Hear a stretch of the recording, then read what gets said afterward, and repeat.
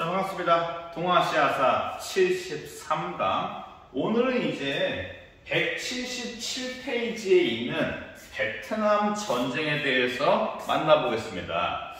우리가 한국사에서는 베트남 전쟁이 박정희 정부 시기에 베트남 파병만 언급이 되고 그 디테일한 내용은 배우지가 않아요.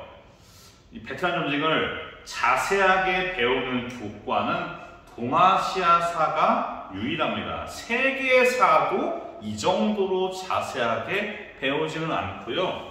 어차피 배우는 거 베트남 전쟁은 우리한테는 생소하지만은 전 세계의 역사, 세계사적으로 정말 거대한 의미가 있는 전쟁이었습니다. 그래서 이 베트남 전쟁이 세계사적으로는 매우 중요한 위치에 있어요. 그래서 좀 어렵게 제가 좀 설명까지 붙여가면서 할까 합니다. 이때가 아니면 여러분들은 베트남 전쟁에 대해서 배울 기회가 아예 없을 겁니다. 그래요. 일단 이 전쟁은 특히 미국의 전쟁 영화나 관련해서 베트남 전쟁이 많이 거론되는 경우가 많았습니다.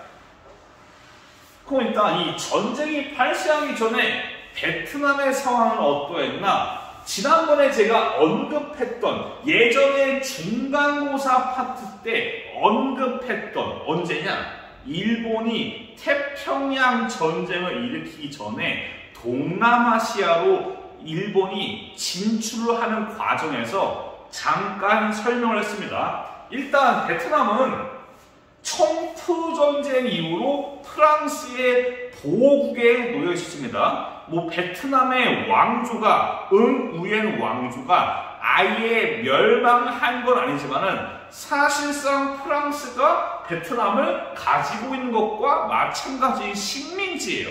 근데 이제 프랑스가 2차 대전에서 히틀러에게 조기에 항복하면서 프랑스를 독일이 완전히 지배하는 게 아니라 괴뢰 정부를 꼭두가시 정부를 세워가지고 프랑스를 관리를 하거든요. 이 상황을 보니까 일본이 욕심이 나는 겁니다. 야, 프랑스가 뒤졌네? 그러면 저 베트남 일본이 가져가서 먹어도 되는 거 아닌가? 라는 생각을 해서 동남아시아를 노리는 일본이 베트남에 접근을 합니다. 당시에 소련을 둘러싸고 이제 막 당시에 독일이 소련을 공격하는 상황이 딱 이때거든요. 딱 이때예요. 이때 히틀러는 야, 일본이 연해주와 시베리아를 친다면은 사이즈가 나오겠다. 소련 제낄 수 있겠다. 라고 해서 히틀러가 일본한테 잘 보이기 위해서 이제 이 베트남에 대해서 일본의 권리를 보장해주고 더 나아가서 아예 일본군이 베트남의 살림을 차리고 군대를 대규모 보내서 사실상 베트남 지역을 장악합니다.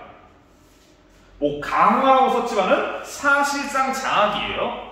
그래서 2차 대전 중에는 베트남은 일본이 거의 지배한 것과 마찬가지라고 보여집니다. 근데 전쟁이 끝났습니다. 다시 프랑스가 돌아와서 베트남에 대한 식민 지배를 이어가려고 합니다.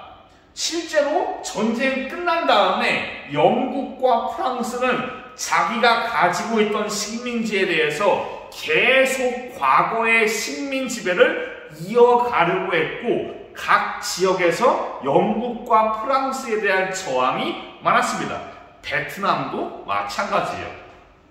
베트남의 독립운동과 호치민, 원래 이 독립운동가인 호치민은 원래 교과서가 개정되기 전에는 되게 중요하게 배웠거든요.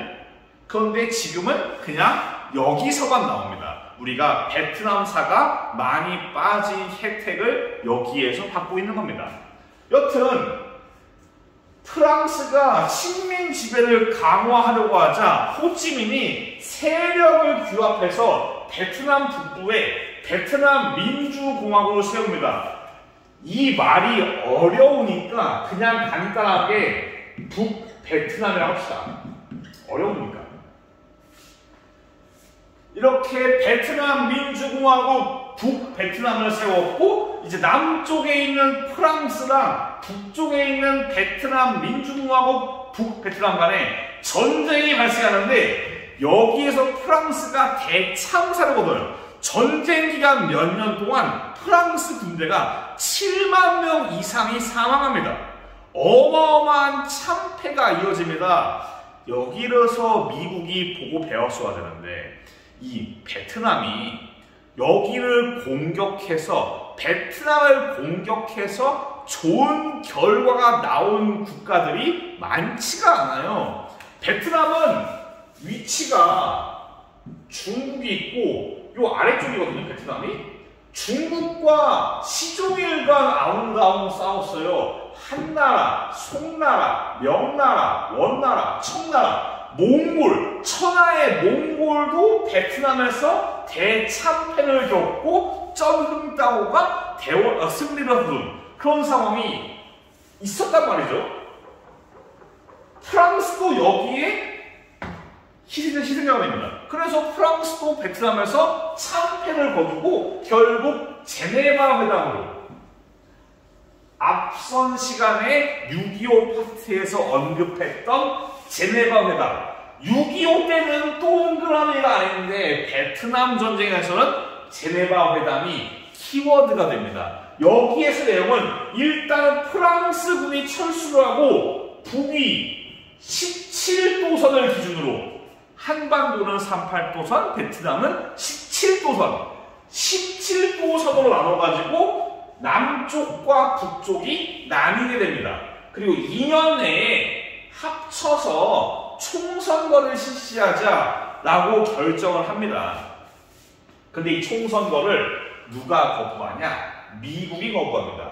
왜 그러냐? 당시에 미국은 마치 한반도에서 이 유엔에서 총선거를 결정했을 때 소련이 공산주의 세력이 총선거에서 참패할 거를 염려해서 유엔 한국 임시위원단의 방북을 거부했거든요. 한국사에서 배우거든요. 이게 비슷해요. 당시에 미국은 이 호치민의 세력이 원체 크니까 총선거 결과 베트남이 빨갛게 물들겠다. 베트남이 빨갛게 물들면은 이제 주변에 있는 캄보디아, 태국, 인도네시아, 말레이시아 이 동남아시아 전체가 빨갛게 물들지도 모르겠다. 이거를 어려운 말로 도미노 이론이라 그래요. 도미노가 쓰러지면은 와르르 무너지는 것처럼 베트남이 무너지면은 동아시아 전체가 빨갛게 물들겠다라고 염려를 해서 미국은 총선거를 거부하고 남베트남을 지원합니다. 그래서 당시의 구도는 베트남 민주공화국, 다른 말로 그냥 북베트남, 남쪽에 베트남 공화국, 줄여서 그냥 남베트남의 대립구도가 나옵니다. 어찌 보면은 우리 6.25 전에 이제 북한의 김일성과 우리 대한민국의 이승만 이 둘이 대립하는 상황과 유사합니다. 근데 이 당시에 마치 이승만 정부에 대항해서 좌익 세력들이 한반도 남쪽에서 빨치산 활동을 하고 그런 것처럼 당시에 남베트남도 베트남 공화국에 대해서 반대를 하는 남베트남 민족해방연설 이름 겁나 어렵죠? 그냥 베트콩 흔히 알고 있는 이름이 베트콩이에요. 북베트남, 남베트남, 베트콩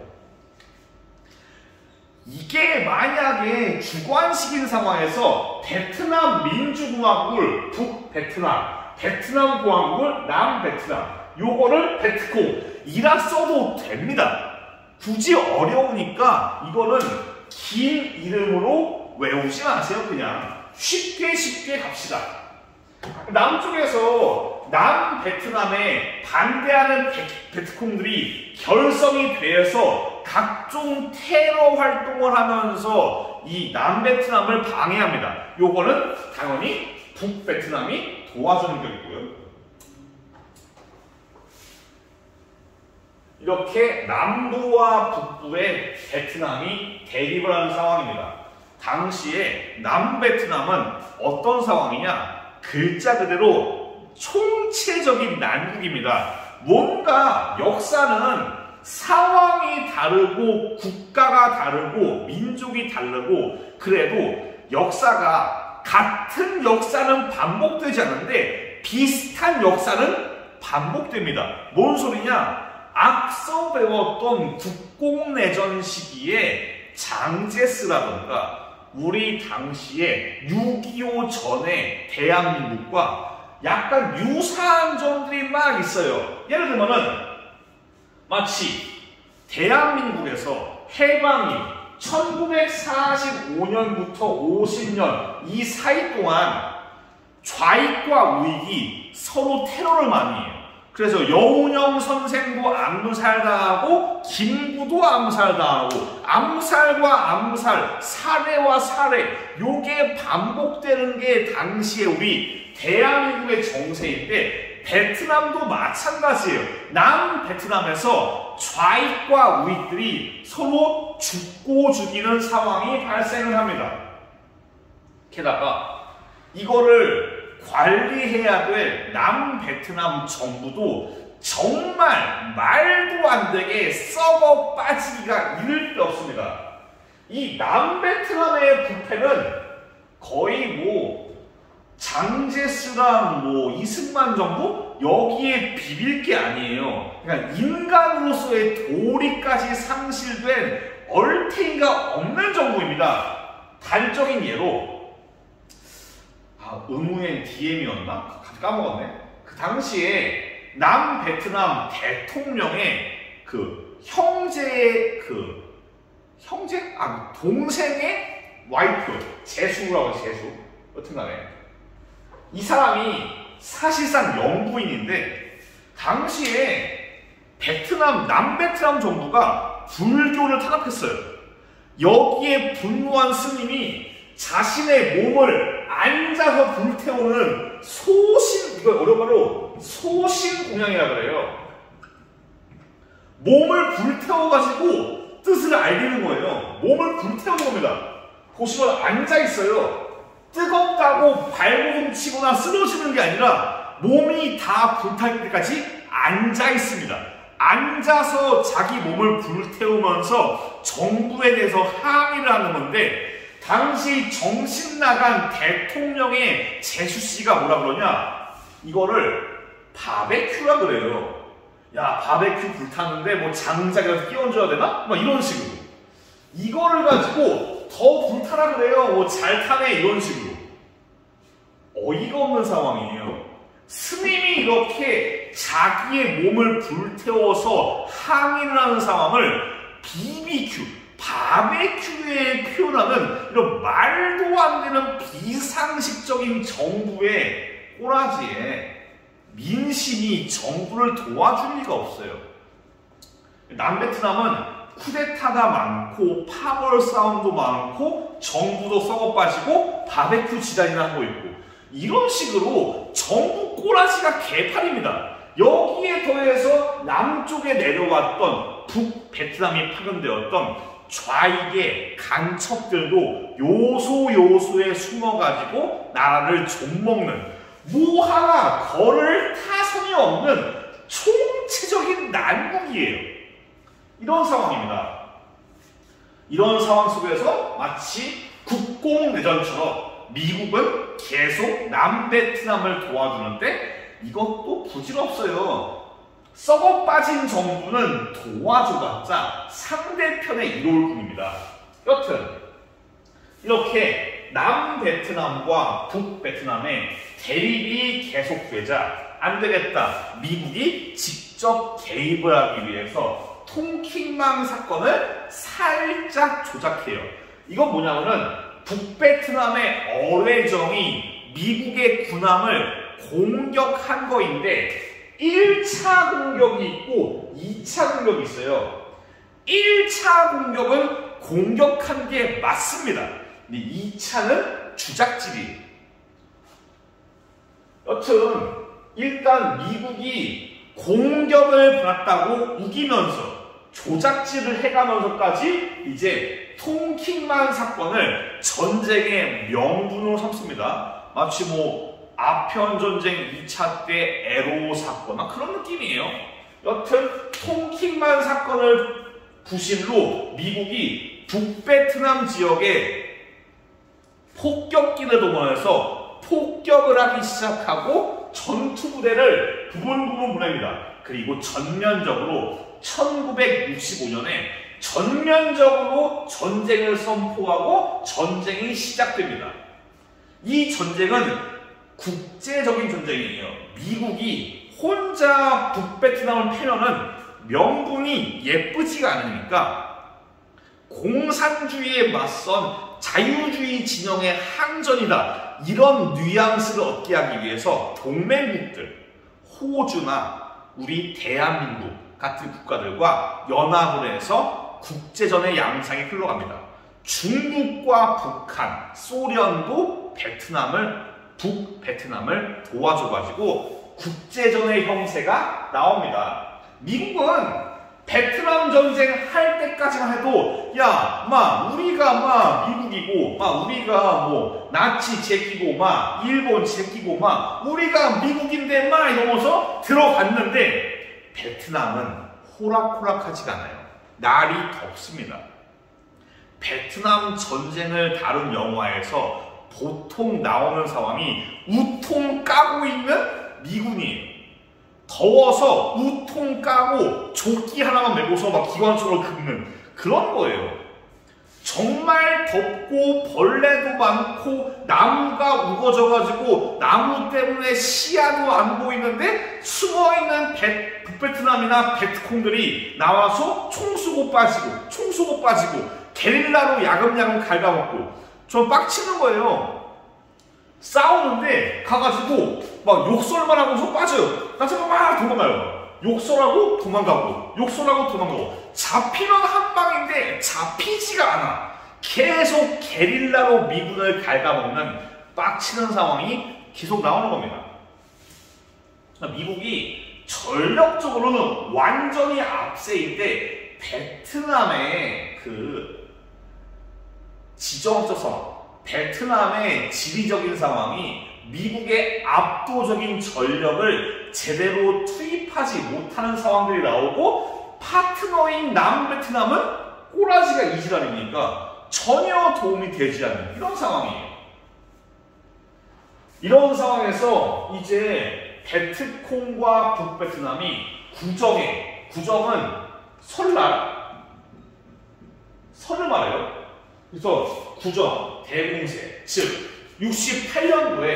1968년도에 원래 설날 명절 때는 싸우지 말자라고 암묵적으로 동의를 했어요. 그래서 암묵적으로 설날 때는 싸우지 않았거든요. 근데 베트콩과 북베트남이 몰래 병력을 파견해서 각 지역의 대도시들과 미군 기지들을 일시에 공격하는 구정 대공세가 펼쳐집니다. 이게 1968년이고 요게 미국의 역사와 세계사에서 제법 중요한 사건입니다. 구정 대공세가. 왜 그러냐? 요게 당시에 베트남에 있는 미국 대사관이 공격받는 상황이 텔레비전으로 미국 전역에 생중계가 돼요. 이전까지는 언론으로 주작질을 할 수 있어요. 우리의 아메리카의 자랑스러운 용사들이 베트남에서 열심히 싸우면서 자유주의를 지키고 있습니다. 이렇게 주작질할 수 있는데 TV에 대놓고 대사관이 공격당하는 것을 보고 있는 국민들은 우리가 지금 저기에서 뭐하고 있는 거지? 우리가 하는 게 자유주의의 수호인가? 그냥 남의 나라 전쟁에 끼어들어서 사람들 죽는 거 아닌가? 라는 생각으로 구정 대공세로 인해서 미국 내에서 반전 여론이 커집니다. 전쟁의 염증을 느끼고 이제 전쟁 그만하자 이런 식의 전쟁 여론이 확산돼요. 게다가 이때는 미국이 징병제예요. 걔들은 의도하지 않고 원하지 않은 채로 남의 나라 전쟁에 끌려온 거거든요. 그런 상황이니까 더욱더 동기부여가 안 돼. 하다못해 2차 대전은 히틀러라는 정신나간 또라이라가 있어가지고 어느 정도 명분이 있는데 요거는 약해요. 명분이 약해. 그런 상황에서 이게 생중계가 되면서 이제 이 내부에서, 미국 내부에서 전쟁을 멈춰라. 당시에 사람도 많이 죽어나가고 전쟁 비용도 많이 꼬라박으면서 미국이 경제 위기에 빠져요. 한국 사회도 잠깐 언급되는데 60년대 말에 미국에서 경제 위기가 찾아오고 이것 때문에 한국도 경제 위기가 와가지고 8.3 조치가 베트남 전쟁과 연관이 되어 있어요. 이거 어려운 얘기였습니다. 여튼간에 이렇게 미국 내에서 반전 여론이 확산되자 결국 미국의 닉슨 대통령은 닉슨 독트린을 발표합니다. 그래서 내용은 닉슨 독트린의 내용은 181페이지에 있고요. 다음번에 배울 때도 좀 더 제가 언급을 할 수 있습니다. 닉슨 독트린의 주된 골자는 아시아 지역에 대한 미국이 군사 개입을 하지 않겠다라는 겁니다. 이 닉슨 독트린은 이래저래 중요해요. 한국사에서도 중요하고 동아시아에서도 중요합니다. 여튼 닉슨 독트린을 발표해서 미국은 아시아 지역에 대해서 군사 개입을 하지 않겠다고 선언하고 파리 평화협정으로 휴전이 체결돼서 미군이 철수합니다. 미군이 철수한다고 북베트남이 공격을 하지 않겠다? 아닙니다. 걔들은 미국과 휴전했고 애초에 안보를 위한 이런 도움이 없이는 약해요. 예를 들면은 좀 설명이 됐는데 예를 들면은 우리가 6.25 전쟁 이후에 한미 상호 방위 조약을 체결해요. 이 명분이 뭐였냐? 이승만 대통령이 야 미국 형님들아 지금 휴전은 좋은데 휴전하면은 북한이 쳐들어오면은 누가 막아주냐? 우리가 그냥 싸우냐? 우리가 맞서 싸울 준비가 안 되어 있는데 휴전은 의미가 없다. 형님들이 좀 도와줘야지. 이런 식으로 어필을 해가지고 한미 상호 방위 조약을 맺었거든요. 여기서는 미군이 갔어요. 더 이상 남베트남을 보호해줄 어떠한 국가가 없습니다. 이런 상황에서 평화협정은 그냥 종이 쪼가리예요. 역시나 2년 뒤에 북베트남이 침략을 해오면서 원체 썩어 빠졌고 미군도 더 이상 도와주지 않고 이런 상황에서 마치 이 아프간이 탈레반에 의해서 정부가 무너질 때 요 얘기를 많이 했어요. 왜 그러냐? 당시에 남베트남이 미군이 넘겨준 장비가 많았는데 이 장비를 애들이 썩어 빠져가지고 제대로 쓰지를 못했어요. 아프간 정부도 비슷했습니다. 그래서 이 얘기를 당시에 탈레반이 아프간을 무너뜨릴 때 이 얘기가 되게 많이 나왔었어요. 실제로. 여튼 이제 남베트남의 부패 정부 허수아비가 무너지고 베트남 사회주의 공화국이 세워져서 지금까지도 존재하는 겁니다. 물론 이 통일 이후에 북베트남은 숙청과 방해 세력, 과거 남베트남의 세력들을 제거하는 숙청을 통해서 지지 기반을, 지배 기반을 공고히 합니다. 그래서 나온 게 보트피플이에요. 어려운 얘기인데.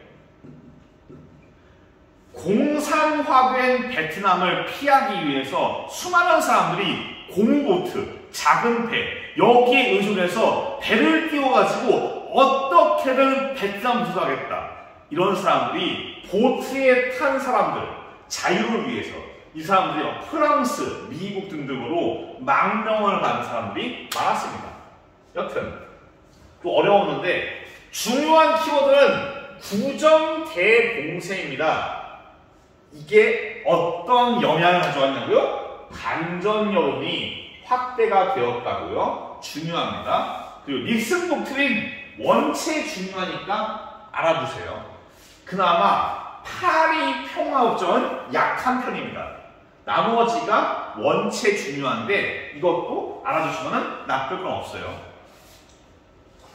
이렇게 해서 베트남 전쟁이 끝이 났습니다. 그럼 베트남 전쟁은 어떤 결과를 가져왔냐? 영향은 닉슨 독트린과 관련이 있어요. 더 이상 미국이 아시아 지역에 대해서 군사적 개입을 하지 않겠다라고 하자 중국의 입장에서는 미국이 적이 아닐 수도 있겠다라는 생각을 해요. 또 어려운 얘기인데 당시에 중국이 소련과 안 좋고 베트남과 안 좋아요. 중국이 같은 공산주의지만은 소련과 싸우고 베트남과 싸웁니다. 국경 분쟁 발생하고 얘네 둘은 전쟁을 해요, 심지어. 그러니까 같은 공산주의 지형과도 사이가 안 좋으니까 여기에서 오히려 그동안 적대했던 미국과 친선 관계를 맺기 시작합니다. 그래서 먼저 스포츠 외교, 탁구, 베이징에서 미국과 중국의 대표가 탁구 대회를 하면서 서로의 적개심을 허무는 방법으로 스포츠를 이용해요. 이거를 핑퐁, 탁구, 핑퐁 외교라고 합니다. 그리고 이제 미국의 닉슨 대통령이 중국을 방문해서 마오쩌둥과 만나서 회담을 하고 이어서 중국과 미국이 외교 관계를 맺게 됩니다. 여기에서 다음번에 배우지만은 추가적으로 대만이 유엔에서 아웃됩니다. 원래 이전까지는 중국을 대표하는 게 대만이었어요. 중화 민국. 하지만 이 다음부터는 미국이 대만에 대한 지지를 살짝 철회하고 중국을 파트너로 삼으면서 중국이 유엔에 등장하고 대만이 사라지게 됩니다. 이거는 다음번에 제가 배울 거예요. 이렇게 해서 베트남 전쟁은 냉전 구도가 변화하는 큰 계기가 됩니다. 그래서 이거를 어려운 말로 대탕트의 시대라고 해요. 평화와의 시대. 평화와 화합의 시대 대탕트라고 합니다. 즉 베트남 전쟁이 냉전의 그런 상황을 변화시키는 하나의 계기가 되었다는 점에서 세계 역사에서 중요한 전쟁이라고 할 수가 있는 겁니다. 자, 좀 어려웠으니까 돌이켜 볼게요. 일단 배경은 되게 제가 좀 많이 설명했는데 그냥 제네바 회담 정도. 프랑스가 원래 식민 지배를 했는데 호치민이 싸워서 승리를 해서 제네바 회담으로 독립을 얻었구나. 하지만 미국이 개입했구나. 정도로. 이런 거는 외울 만한 키워드가 없어요. 그냥 넘어가시고. 이제 전쟁이 시작되는 계기 통킹만 사건 알아주시면 좋겠습니다. 그리고 이제 전쟁이 종결되어가는 과정 다시 정리할게요. 구정대공세, 반전 여론의 확대, TV 생중계, 닉슨 독트린, 아시아 지역에 대한 분석이 없다고요. 그리고 파리 평화협정으로 휴전 체결 중요합니다. 잘 알아두세요. 그리고 전쟁의 영향으로 냉전 구도가 변하는데 요거는 이 문제 풀이하고 그 다음 시간이 우리가 179페이지랑 180페이지를 할 때 다시 제가 언급을 할게요. 그만큼 중요한 겁니다. 오늘 수업은 여기까지 하겠습니다. 다음 시간에 일단 앞서 배웠던 세 가지의 전쟁과 전쟁 직후의 상황, 즉 2차 대전 직후와 세 가지의 전쟁들에 대해서 일단 모의고사를 풀고 그 다음에 이제 동아시아 국가들의 국교 회복을 만나볼게요. 고생 많았습니다. 다음 시간에 뵐게요. 감사합니다.